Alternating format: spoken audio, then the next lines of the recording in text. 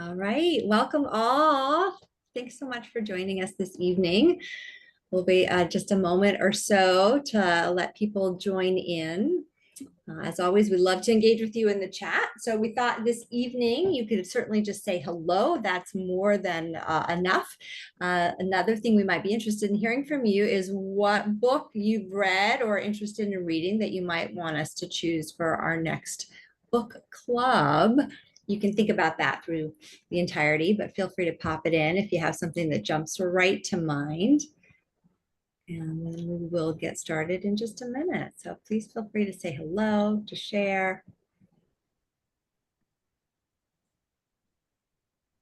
And even tell us where you're joining from. Anything you want to share is A-okay.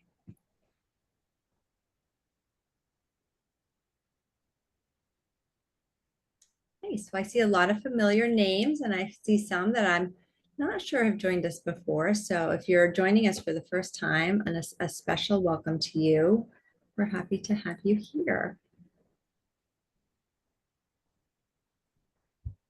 Lovely. Okay, one thing I forgot to do is to spotlight the three of us.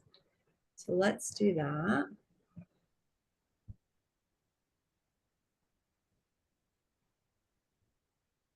There's Alina, and there is Jennifer. Okay, wonderful. All right, so let's go ahead and jump in. Hi from San Diego, Gail. Nice to have you here from the West Coast. Love it. My youngest nephew is on his way to San Diego State in the fall, so yay for that. All right, so let's see. We are here at Book Nation Book Club. We're so happy and excited to have Alina Grabowski with us tonight to discuss her really compelling book, Women and Children First. Such a beautiful interwoven tale of different perspectives and the way people are affected differently by a singular event. We are here, of course, with Jennifer Blankfein, who is the creator and host of Book Nation by Jen book blog, and of course, the creator of our Book Nation book club, which, as a reminder, started from our dance class, where we were just discussing with Alina before you all got in that we used to do this at Jen's house. We'd gather around the table or gather around on the couches around the coffee table and have the author join us by FaceTime before Zoom was a thing that we all know. So it's been going on, and we're so happy to have this opportunity to expand it as well. Okay, looks like we have lots of people in, and I'm going to go ahead and introduce our wonderful moderator and host, Jennifer Blankfein. Thanks, Jen. Let's get it started. Great. Thank you so much, Louisa. And welcome everybody, and welcome Alina for being here with us. We're so happy to have you. I'm just going to read a little short bio and then we'll get right into discussion. So Alina Grabowski grew up in coastal Massachusetts and holds a degree from the University of Pennsylvania and Vanderbilt University. Her writing has appeared in Story, The Master's Review, Joyland, The Adroit Journal, and Day One. She has received scholarships from Aspen Summer Words, the Sewanee Writers Conference, the Squaw Valley Community of Writers, and the Juniper Summer Writing Institute. Her debut novel, Women and Children First, was published by SJP Lit in 2024. She lives in Austin, Texas. So welcome, Alina, and congratulations on your debut novel and all of your success. Thank you. Imagine it's been such a fun ride. What's it been like for you? It's been great. I've been back from tour for probably around 10 days now. So it was a lot of sort of moving around and getting to go to new bookstores and talk to readers and booksellers, which was really great. But yeah, I feel like SJ and Zando, which is sort of the larger publishing company that SJP Lit is under, were really supportive of the book and took really good care of it. So it's been a great journey. Yeah, I would say that you were there at the right time, the right place, the great book to really catch the eye of Sarah Jessica Parker. So how did that come about? How were you notified that, she wanted to publish this book?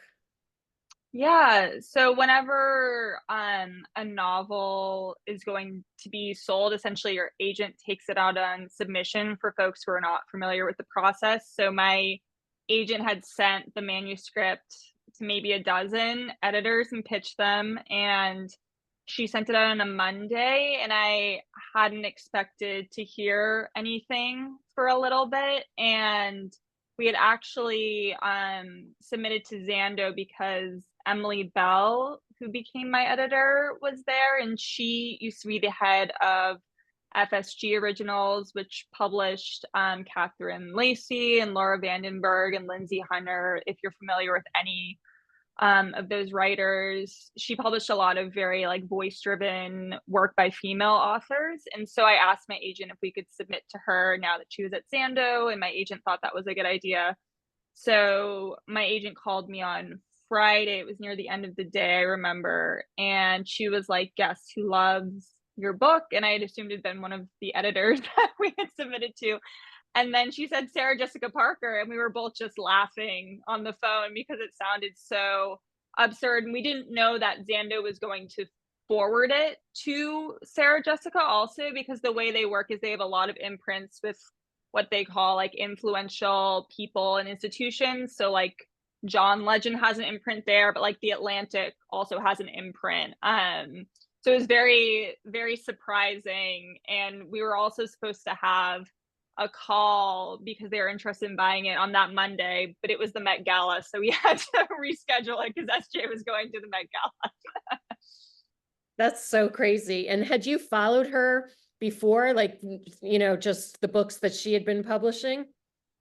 I knew some of the books that she had published before, and that is maybe like the most ironic aspect, is that I actually wasn't all that familiar with Sex and the City, but I did know that she had an imprint at Hogarth before this. So I knew some of the books she had worked with, but less familiar with like all of the Sex and the City greats.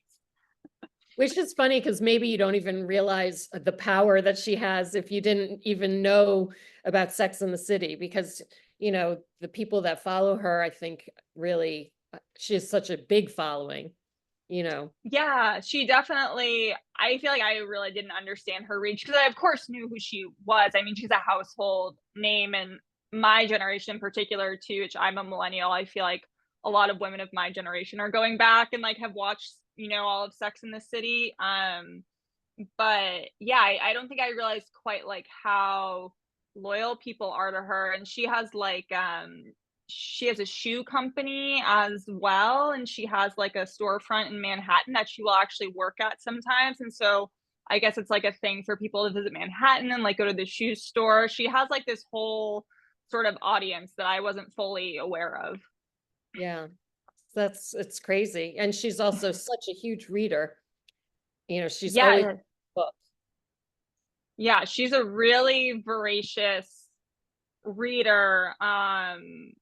I even just talking to her, having been around her now, she's really is constantly reading on set, which I think maybe for us who aren't in film and television don't realize how much like downtime there is on sets also. So it makes sense, they're resetting the shot or you're waiting to get called from your trailer, that there is sort of, this time that is really ideal to be filled with reading, which she absolutely does. So it's kind of remarkable how much she manages to read given how busy she is. I know, it's true.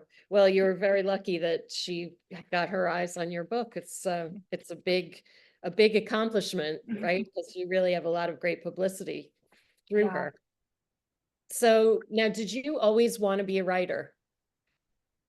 I did. I have a fairly like uninteresting story in that regard, which is that I always wanted to write. I was a really big reader as a kid, which I think is how most writers come to be. And I was an only child as well, so it felt like I spent a lot of time sort of like observing and being interested by family dynamics. My mom is one of 8, so very different. I have a lot of cousins, and I would spend a lot of time with my cousins growing up. So I feel like I had sort of an early interest in family dynamics and relationships. And I was really lucky to, like, my parents read to me all the time growing up, and my mom's an artist, and they were always very encouraging of like creative pursuits as well. So I also feel like I didn't have, no one ever told me, that's not something you could do or that's unreasonable, which I think, some people maybe struggle a bit more to see writing as a legitimate career path too. Right. So with this book, how long did it take you to write it? I'm going to hold it up. See, how long did it take you to write it, and where'd you come up with the idea for it? Yeah, it took me a really long time. The first chapter, Jane's chapter, I wrote a very different version of it when I was in undergrad. And I think it was one of the first pieces of writing um, where I felt like, oh, this is what I want to be writing about. And this is sort of the way that I want to be writing as well. I was just in Iowa for a book event, and one of my college classmates actually came. He was like, I remember reading that when we were like a version of it when we were like sophomores, juniors, which was very sweet. But I went to graduate school directly from undergrad to Vanderbilt to get my MFA. And when you're in an MFA, you're essentially working towards creating a thesis over 2 or 3 years. And so I was writing a lot of these short stories that were set in Nashquitton. They weren't, it didn't have the overlap that it has in this book, the characters, but there were sort of shared places and some shared references and events. And when I was at the end of my time in grad school, I sent the thesis out to the collection of stories that were all set in Nashquitton to agents, and the general feedback was either this needs to be more linked or it needs to be more separate. So the collection, the stories sort of stand on their own. And it felt strange to try and unlink things to me that were already sort of in conversation with each other and talking to each other in certain ways. And so I signed with one of the agents, my agent now, Duval Osteen, who was advising to sort of increase those connections rather than decrease them. So I worked with her to create more of this like overlap and sort of central event that all of the stories could sort of turn around. And that was over like many years though, like writing, starting in undergrad, writing throughout grad school. And then I wrote with my agent for 2 years before she sold it. So it was a lot of just sort of revising and figuring out who I wanted to be in this chorus of characters. No one got cut once we sold it, but before that, there were some women who I sort of took out and realized, okay, they're not kind of the right voices to include here. So it was a lot of trial and error over those years. Wow. And how did Nashquitton come about? The town, because that's really almost a character in itself. It's such a strong feeling of place. Yeah, it's based on where I grew up, which is a small town called Situate, which is on the South Shore of Massachusetts. And I love setting and I love place-based writing, but I don't have the talent that some writers do to completely create a place out of their own imagination, out of scratch. I love thinking about setting an environment, but I needed a reference point in order to do that and to think back on that. And I haven't lived in Situate in like over 10 years now. So it's also, there are sort of this like nostalgic veneer looking back to from a different vantage point, which like a lot of the women as well in the stories are doing. And so I was sort of thinking about these places and how I'd experienced them as I was younger, as I was older. And I immediately had this map of the place and knew it so well because I'd grown up there. And so I was really drawing on that because the landscape is really evocative in terms of this mix of like very coastal neighborhoods, more inland neighborhoods that used to be farmland. There were a lot of interesting elements that I thought I could explore narratively. There's also a lot of power there with the unpredictability and the power of the water and how it intrudes on the people and then it recedes and it has a lot of movement. Yeah, absolutely. I think the tides are so interesting to think about because, the ocean is obviously never still. It's constantly in motion. And if you try and show up at the beach during high tide, it's like there's just literally no land and there's nothing you can do about it. It is just sort of, as you said, a testament to the power of nature.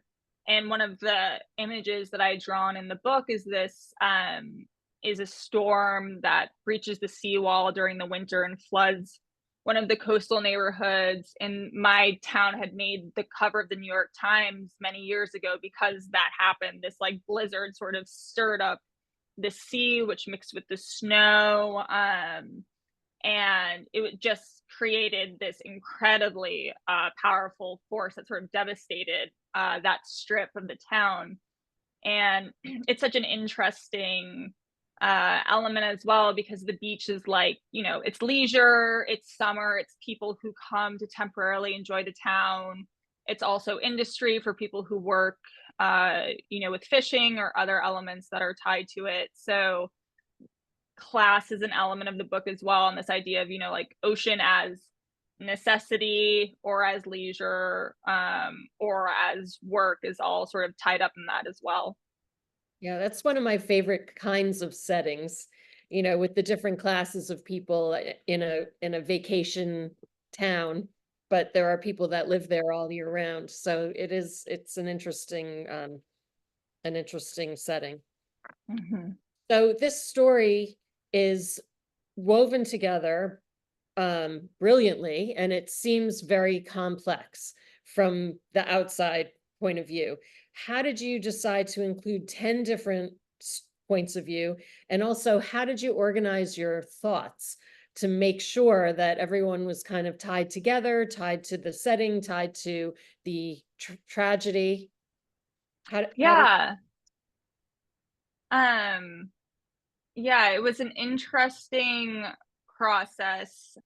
I love books that really invite the reader to collaborate. And I think this book really asks a lot of the reader in certain ways, which I would always put, like, as a writer, always want to put more trust in the reader than less.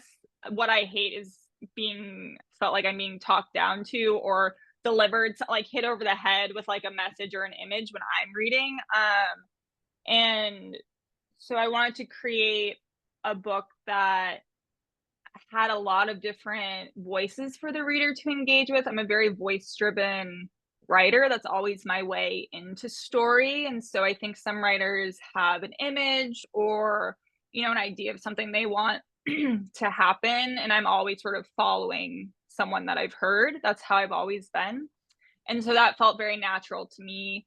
And I love first person because of the subjectivity that's really baked into that, which is a big theme of the book. We're all unreliable narrators of our own lives and what's happened to us. And I wanted to play with that. And in terms of, the 5 before and after, one of my professors at Vanderbilt, Tony Early, was really interested in this idea of symmetry in fiction. And he would always mark that up on our stories if something happened at the beginning and something mirrored it at the end, or was the reason a story unbalanced because there weren't sort of these harmonious elements. And so I was thinking about symmetry in terms of the 10, and I wanted to have the before and after element because I think that's how tragedy feels. It's what happened before and then it's your life what happened after. It sort of is this like it cleaves your narrative of yourself in half, I think. And I wanted to move like the first half of the book is women who are more distant. It's almost as though you are sort of someone in the town just sort of hearing bits of like gossip and little strands of what happened. And then afterwards, you get a much more intimate picture and see people who are really affected by what's happened. And I think that's the truth of when we use people's stories as entertainment or gossip, we kind of forget that actually these things have happened to them and are really affecting them. And so I wanted that to be baked into the structure. And for the overlapping, I'm looking at my whiteboard, which is on the opposite wall, but I just had a circle and all of the characters' names like times on a, like numbers on a clock. And I was drawing lines from character to character to see, you know, if one woman was showing up dominantly, if one woman, you know, wasn't showing up in many people's stories, and thinking about balance in that way, or if it was useful to sort of have someone who was more isolated. So there was like towards like when the book was actually coming to more of a final draft, it was a lot of sort of that mapping and visualization. Yeah, when I was reading, because when I'm preparing, I also drew a picture and I had all the names and I had a circle and I started drawing lines to connect the people. And my picture is a little messy. I'll show it to you sometime, but I was like, okay, I can't do this anymore because I was just wanting to see how everyone was connected. You know, I was interested in your process of how you did it, but also from the reader point of view, I was trying to make connections with each of the characters as they were revealing who they were in their chapter. So it was kind of a fun exercise. I just want to read one quote that was in the book that relates to something that you said. So this quote is from page 64. When tragedy occurs, there's a strange impulse to solidify your position in relation to what's happened. Even the generally unaffected feel compelled to locate some connection to the event, hoping a link to catastrophe will increase the urgency in their own life. So that I felt like that was really interesting. And that applies to a lot of the chapters in the beginning. Yeah, absolutely. I think that also feels very true to small town life. To me, is sort of wanting to claim some sort of closeness to something dramatic that has occurred for either your own cachet or to feel like there's more significance to your own life. Because of course, tragedy really emphasizes how unpredictable our time is here. And so I think that quote really gets at, yeah, this small town dynamic of wanting to put a claim onto something that's happened to someone else and sort of insert yourself where you probably weren't that, you know, significant in the first place. And I think you see that with all, I mean, with true crime and everything as well. Like someone will do a study of a town or something that happened, and then all of a sudden everyone's coming out of the woodwork being like, you know, I went to high school with Barbara, or, you know, John was my soccer coach. You know, everyone suddenly wants to figure out what their own position is. And I think it's also a way of being in proximity to the tragedy in a way that's very safe because nothing's happened to you and yet you still can sort of claim this tie. Right. Yeah. Now, speaking of the tragedy, so when you were writing this story and tragedy happens to the character Lucy, did you write for your own reference what happened to Lucy in order to fully conceptualize how, you know, the truth of what happened before each character weighed in? Like, how did you decide what happened to her, and did you not decide? Yeah, I think it's a really interesting question. And I have my idea and stance on what's happened, but I don't necessarily think it's the right one, which maybe sounds strange coming from like the author of the book. But I think the nature of writing in first person is that you're always seeing the world through a very particular lens.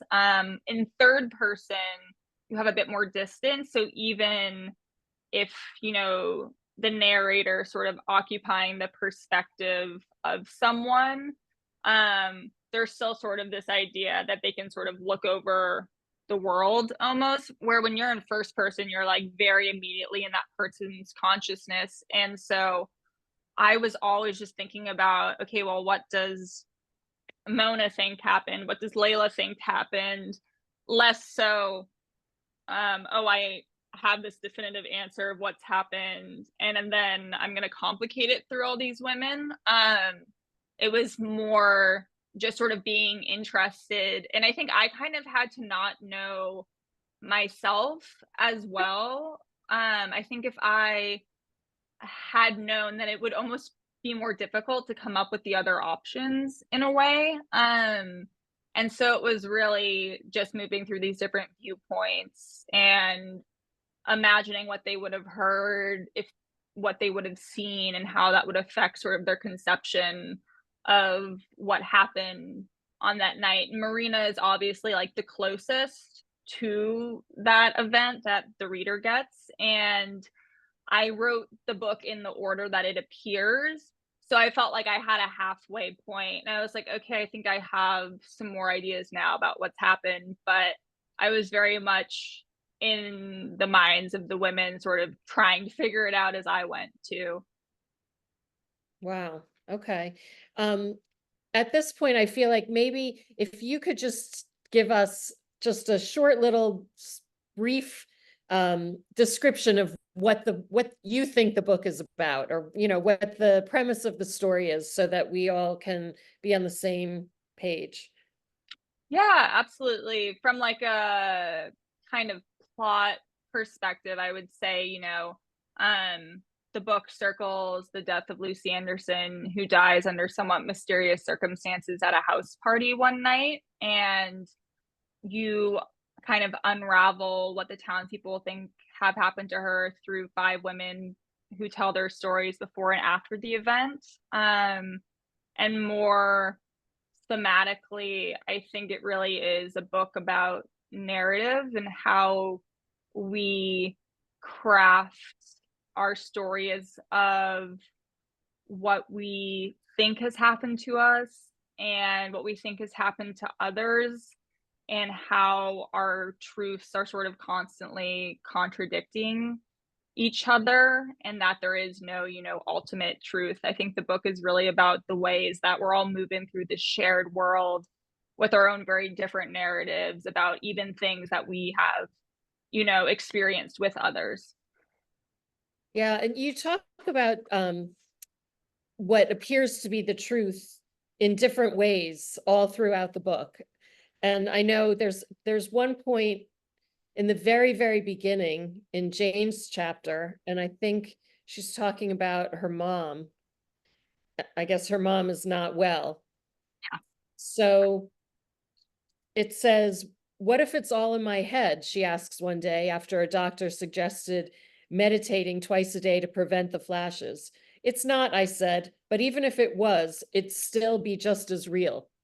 So her reality is real. It may not be real to the doctor or to somebody else. So I was finding lots of examples of that all throughout the book. Did you consciously put those in, or is that just how it came out? I think it is like an obsession of this book for sure that I was thinking about really specifically. I wasn't necessarily kind of consciously unspooling those, but I was really thinking about with each woman, oh, like how would she think about that night differently, or how would she think about that relationship differently, which I think lends to a lot of the women sort of musing on truth. And in Jane's chapter 2, her mom is sort of chronically ill, and a lot of the book is also about sort of the female body and what it means to, occupy a body as a woman. And then there are so many examples too of doctors not listening to women, not taking their pain seriously. And so that was something I was thinking about as well, like when are women believed and when are women not believed, and what is the process that you have to go to for people to feel like a woman is justified in what she's saying also. Yeah. So there are 10 chapters. Who was the easiest narrator to write, or who did you like the best? Who did you feel the most connected to? I really love all of the women. I know that sounds like a cop out. I really did enjoy writing everyone.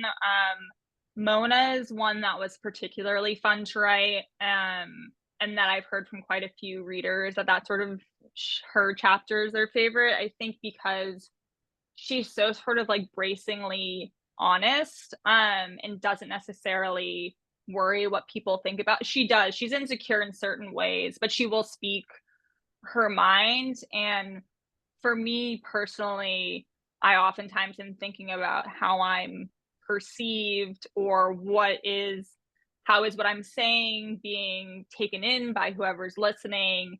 And Mona just doesn't really have that filter. So for me, that was very liberating. So that's not how I operate in my day-to-day lifestyle. And Can you tell us a little bit about Mona? She worked at the yeah. fish place, right? Yeah, she works at a fish market. She's applying to graduate school and just feeling kind of lost, essentially. And she's childhood friends with Natalie, who is sort of traditionally successful, has gone off to San Francisco and gotten a job at a startup. And they both have their own chapter. And Natalie's mom is in the hospital, and Mona and Natalie visit her at the same time. That's told from their different perspectives. But Mona is someone who feels like ambition has sort of failed her. She doesn't really know what she wants necessarily, and is feeling like she has failed.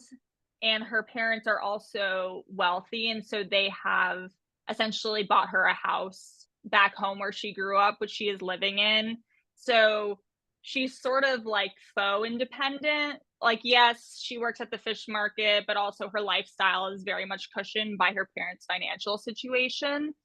And so she's sort of in this stunted adulthood, which I think perhaps a lot of people in my generation can sort of understand. I think at one point she says, like, I'm the first like downwardly mobile person. Like, I'm never going to exceed what my parents made financially. And that's a sentiment that I've heard, repeated amongst people in my generation. And I was interested in exploring in her chapter. Okay, and she's roommates with Layla, Mm-hmm. right? And Layla is the guidance counselor, right? Yes. Okay. Can we talk a little bit about, I think somebody in the chat said, I was just going to bring that up. Hello. Because we have a question about the character of Charlie, who doesn't have his own voice in the piece, but Barb was saying she was especially intrigued by Charlie. How did you decide to introduce him with Natalie and have him evolve through multiple other characters? Yeah. Thank you, Barb, for the question. Thank you, Lisa. So Charlie is Lucy's dad, and Natalie, who I was mentioning, has moved away, lives in San Francisco, but is home visiting her family.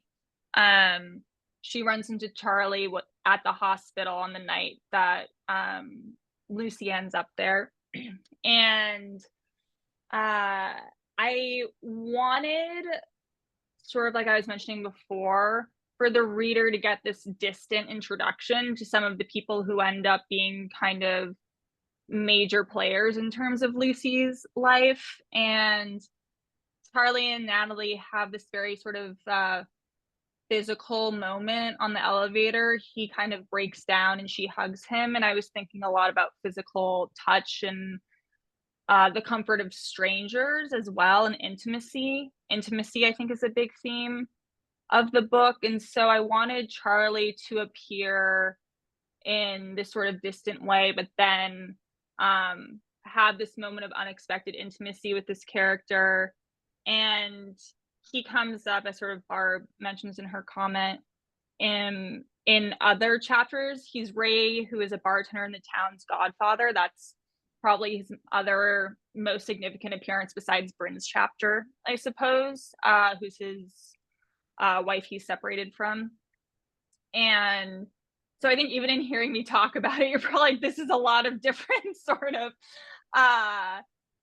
sort of lenses. And I wanted that sort of kaleidoscope picture of him. He has a lot of issues. He's irresponsible, but he really loves Lucy also. And I wanted the reader to sort of get a chance to see him from a lot of different angles, and sort of come to their own conclusion about him, which I think is true of all of the characters. Can you tell us a little bit about Ray? Because I had a question about her, and was she the one that was with the poet? Yeah. So I wondered about that, if you could tell us a little about that. Yeah, Ray also grew up in Nashquitton, left to go to LA to attempt to be an actress, which didn't work out. And her mom died. Her dad's still around, but moves to Western Massachusetts. And Ray went to high school with Mona, was older than her. And she has returned and works at the bar and feels very loyal to the bar. She's dating this poet that she met on an app, and the poet is developing condos essentially in town. He's also a sort of faux artist, mostly capitalist. But I think a lot of the book is also about art and how you make art and sustain a lifestyle. And Ray was not able to sustain that dream of being an actress. She also doesn't come from money.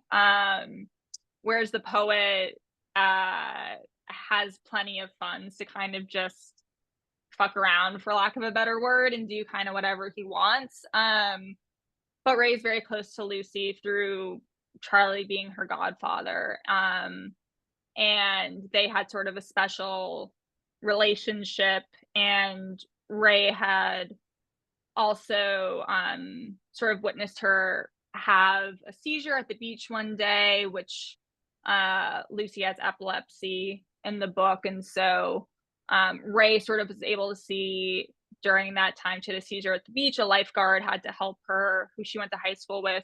And Ray sort of gets to have this peek into how Lucy's really insecure about how other people at school see her condition, and about just not having control of her body, which none of the adults in her life get as much of an intimate glimpse into that. And so Ray, I think, is a very steady, reliable person. Mona also sees her as that. And someone who's not necessarily like dying to get out of town either. She's not so upset about being back. She feels, I think, quite connected to a lot of the people in town. Now, here's a silly little question. How did you decide on everybody's name? Because you do have a lot of characters in there. There's a lot of characters. Yeah. I wish I had a better reasoning around it. It really was quite intuitive in terms of like Mona very much feels like a Mona to me. Ray feels like a Ray. I think it was really, just this sort of indescribable. I assume it's kind of how people name babies. Like you just sort of get this feeling about something that seems right to you. But yeah, I guess thinking now, they're all like fairly short, a bit staccato names. And I suppose I like that in a name. It seems kind of strong and brisk. So Marina tells a story about two girls who are left alone at the lighthouse and they deter a warship. Can you tell us just a little bit more about the significance of that story? Yeah, that's the Bates sister story, which is another kind of tale from where I grew up. It's real. it's a real story according to historians, and the Bates sisters also maintain this. But essentially, this British army was approaching the town, and these two sisters were the daughters of the lighthouse keeper, and the lighthouse keeper and his wife, their parents were gone when this happened, and so they picked up their instruments and essentially went to the jetty and played them very loudly.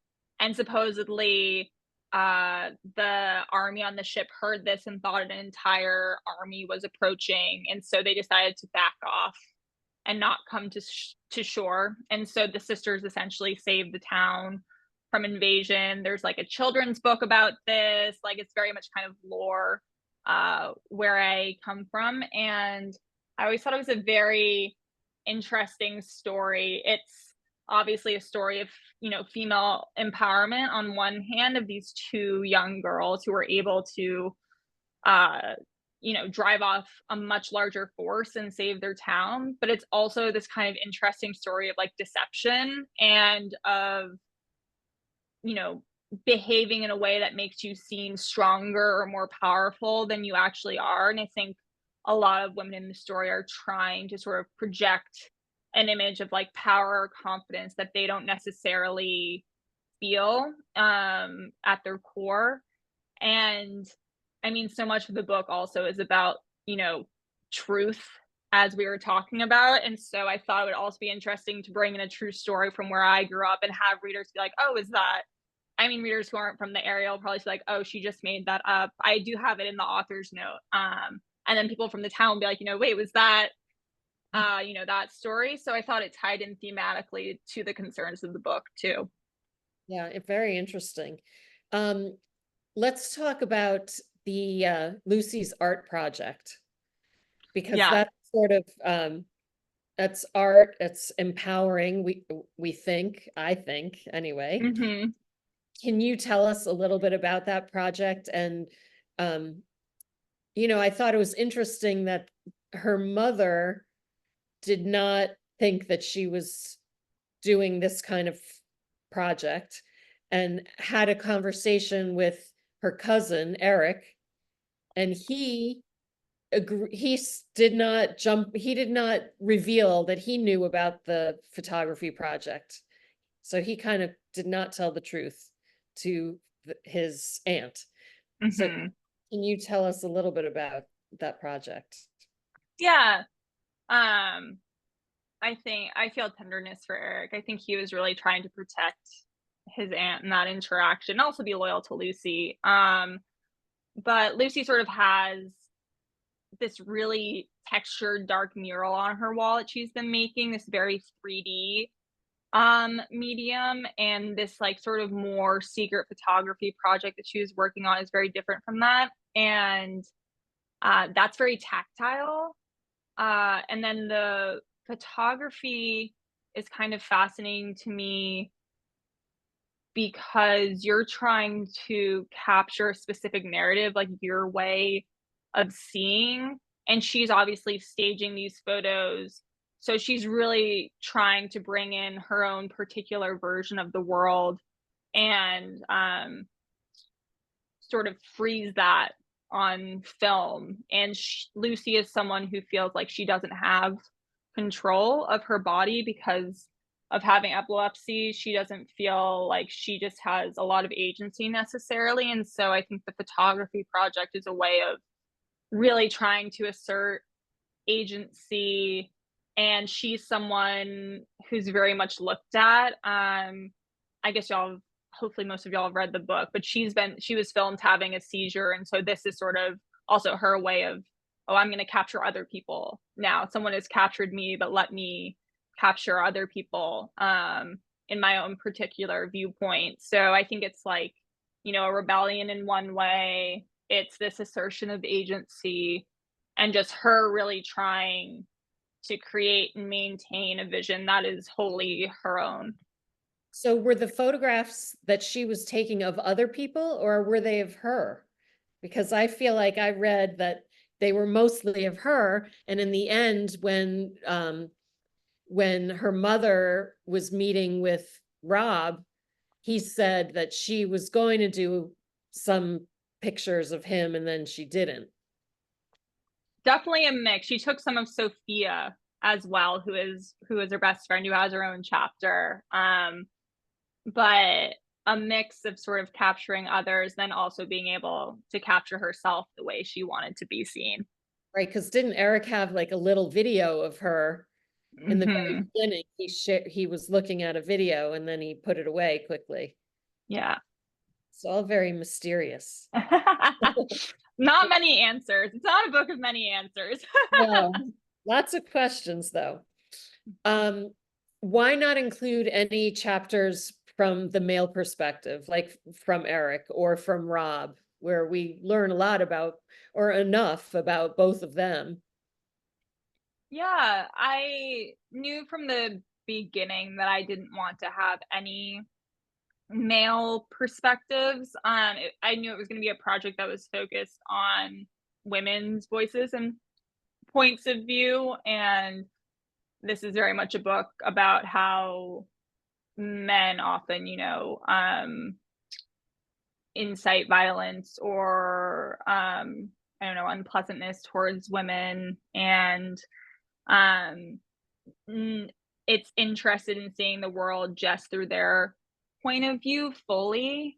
And I think so oftentimes we're forced to see the world through male points of view just in our everyday life. And so I wanted to have a project that was not like that, that was very much about women. And I think it's also very much about the women's relationship with one another as well. The men are sort of peripheral players here. And so I really just wanted to focus fully on the female perspective in this book and give it the full amount of pages of the narrative. So how did you come to the title? Yeah, it's I've been trying to recall because people have been asking me this on tour where I first read it, and I think the epigraph is they say women and children first to test the strength of the lifeboats.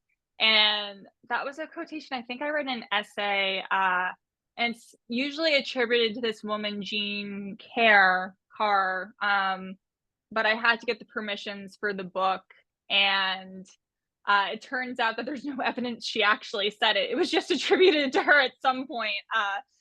And so the estate wouldn't let me say that she had said it. So it says unknown in the finished copies of the book. But the title, I mean, one, it's nautical, it's, maritime law essentially is this idea. And the book is very much set on the coast as we've been talking about. And then it's also ironic because it implies, the men are letting the women and children go first to save, that they're going first so they'll be saved. But in that quotation, it's it's an act of self-preservation. Like, we don't want to be out there on the lifeboats. And that's very like in keeping with the book, is sort of the men putting themselves first, maybe under the guise of, saying they're trying to help the women or the children, but really kind of ultimately being selfish and putting their own wants and needs in the forefront. Right. I was thinking, are men being chivalrous and sending the women to safety, or are they really just testing the waters with the women and essentially throwing them to the wolves? Right. Just, and it's really how you look at it, which is a lot of this story, is how you look at it and who's looking at it, whose eyes through. There was one other quote that I wanted to read. On page 302, it's difficult to see what's shaping a kid when you're in the process of raising her, in the same way that you don't sense the design of a place when you're standing in it.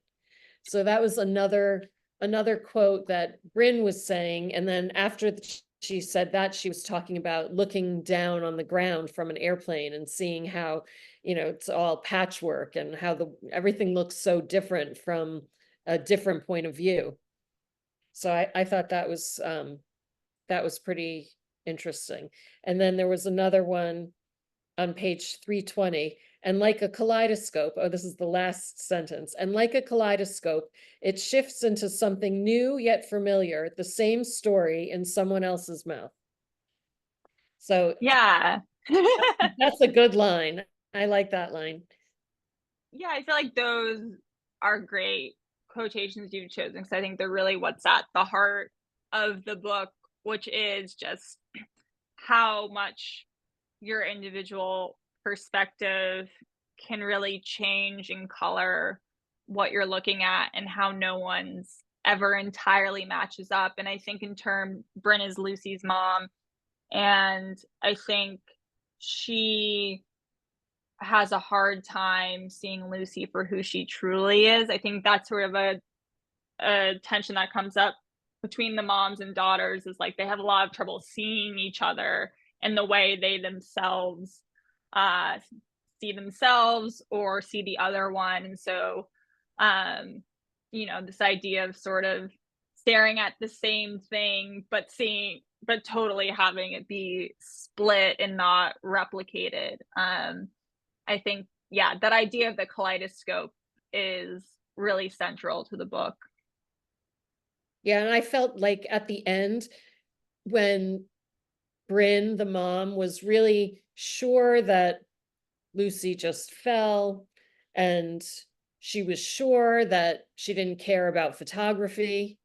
And then Charlie was giving her the flash drive at the end. Mm-hmm. And so that was her new window that she was going to have into who her daughter was, that she just really didn't know.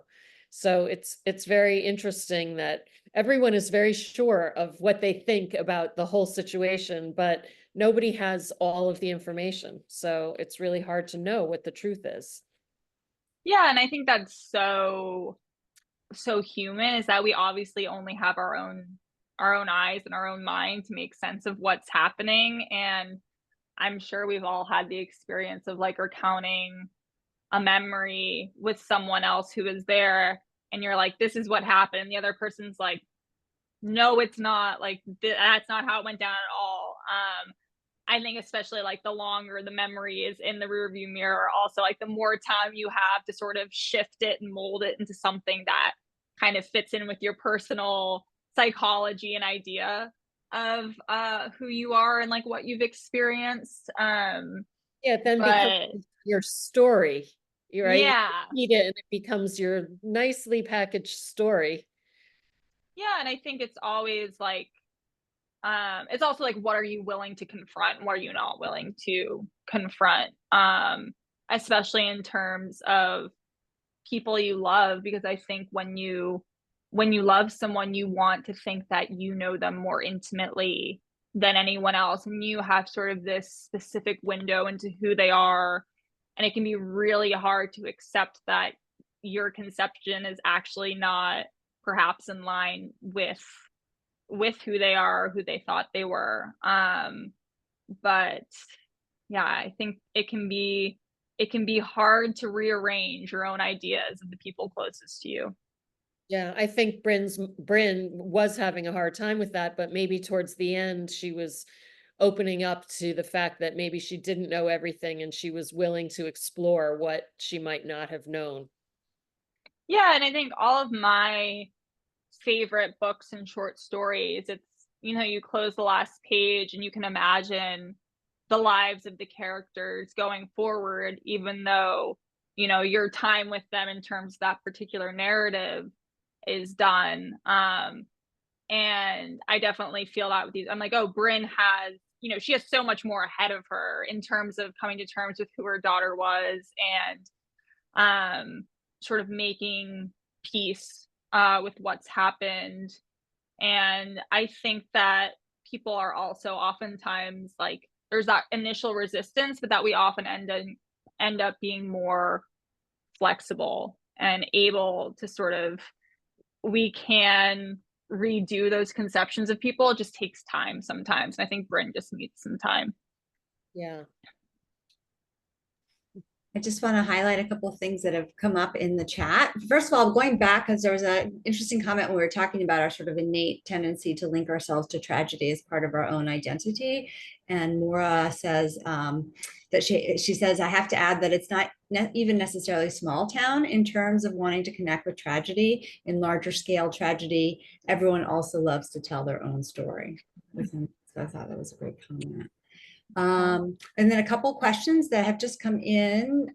Barbara's asking, saying that she really loved the quote, "Children are pets, girls are prey." I was curious about that and how you came up with that. Yeah. I was thinking a lot that comes from the PTA president. Maureen is at confession with the school principal who she despises, and they sort of have this moment of connection. And Maureen sort of thinks that children are pets, girls are prey. And I think a lot of the book is thinking about, the vulnerability of women and safety of women in female bodies, and where are women safe, who are women safe with. And I think especially again with like small town and with suburbia in particular, there's this idea that it's like a very safe place. Like there are often places that are highly homogenous in terms of class and race. And that is supposed to be, it's like, I think there's this sort of latent idea of like, oh, we're all kind of similar, we're all kind of the same, and thus there's this sense of safety, there's less others. And that's just not true. It just means sort of things get buried deeper. And so I think Maureen's sort of thinking about that, and especially in terms of like her own experience and her daughter and Lucy as well. Thank you. And then Bree is asking, would you consider writing a book focusing on just one of these characters? Ooh, not in the current moment. Never say never, though. I mean, Elizabeth Strout is like circling all of her characters multiple times. So maybe in the future. Right now I'm happy to focus on something new and a new set of characters and a new story, but that's not to say that I wouldn't come back to one of these characters. I mean, I feel like I could write a novel about each one of them. But we'll see if I do. Awesome. Thank you. What are you working on now? You're working on something new?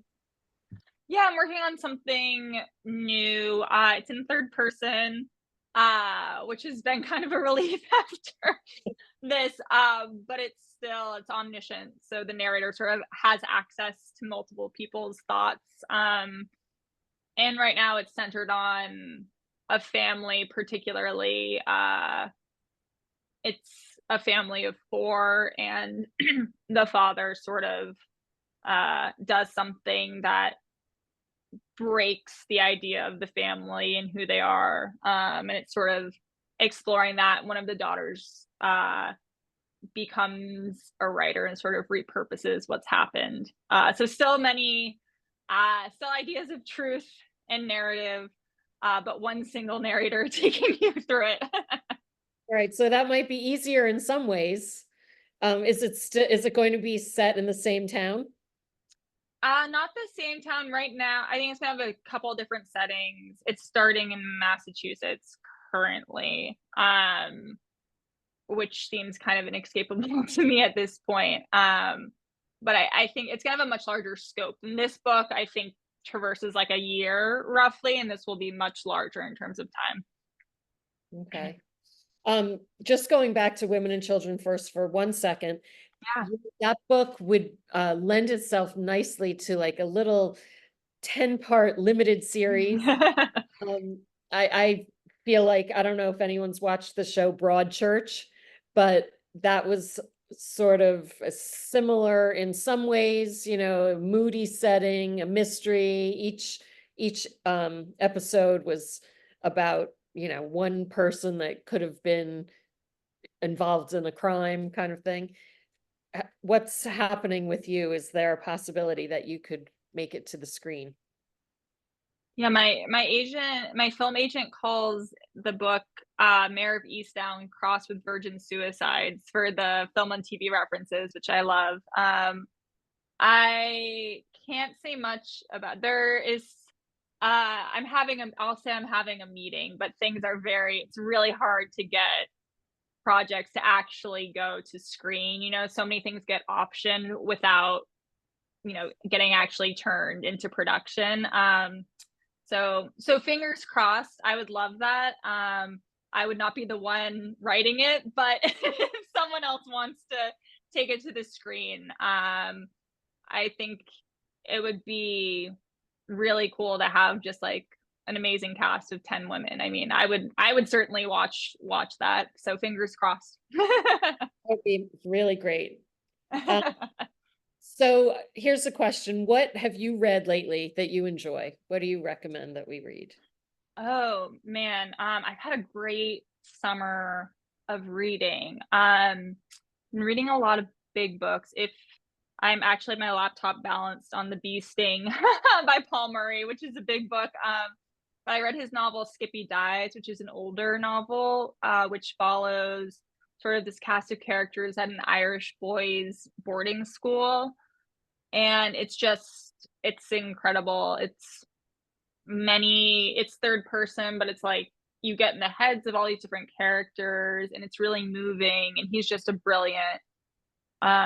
really brilliant writer. And I just read, this would actually make a great book club discussion for y'all. I just read God of the Woods, which came out last week by Liz Moore, which is not normally what I really read. It's kind of more, I think they call it a literary mystery. Like they call my book a literary mystery, but like God of the Woods is actually a literary mystery. Things are like tied up and you like get answers. That book's maybe like 500 pages, but I read it in like 2 days. It takes place in Western Massachusetts. And a camper at this camp goes missing. Her family sort of owns the property, and her brother had went missing mysteriously like a few decades earlier. It's a really quick read. It would be a great book club discussion because there's a lot there. And I was also rereading Jazz by Toni Morrison for a class I was teaching this summer. And that's just like an amazing book in terms of just like describing Harlem and the voice. I took a class on it in college, and the way it was taught to me is that the narrator is like jazz itself. And it's just this really rhythmic, remarkable achievement that she has made in the voice. And so I would also recommend that. I did like, I think, a 2-page excerpt with my students, and everyone was like, I need to get this out from the library immediately. So those are just a handful. I'm reading The Bee Sting now since I love Skippy Dies. But yeah, I think it's also just like a great year for books. So many amazing books are pubbing like this year alone. I have to watch myself because hardcovers are so expensive. I know, it's true. Okay, let me just see if okay, where can we follow you if we want to follow you and see what you're doing? What's the best place? Yeah. I'm lucky because my name is very unique. So I'm just alinagrabowski.com. And then my Instagram is Alina Grabowski with an underscore after it. And I usually post there. But those are kind of my 2 pages. And I have a newsletter on my website, but it's fairly infrequent. Okay, that sounds great. Does anybody have any last questions or comments?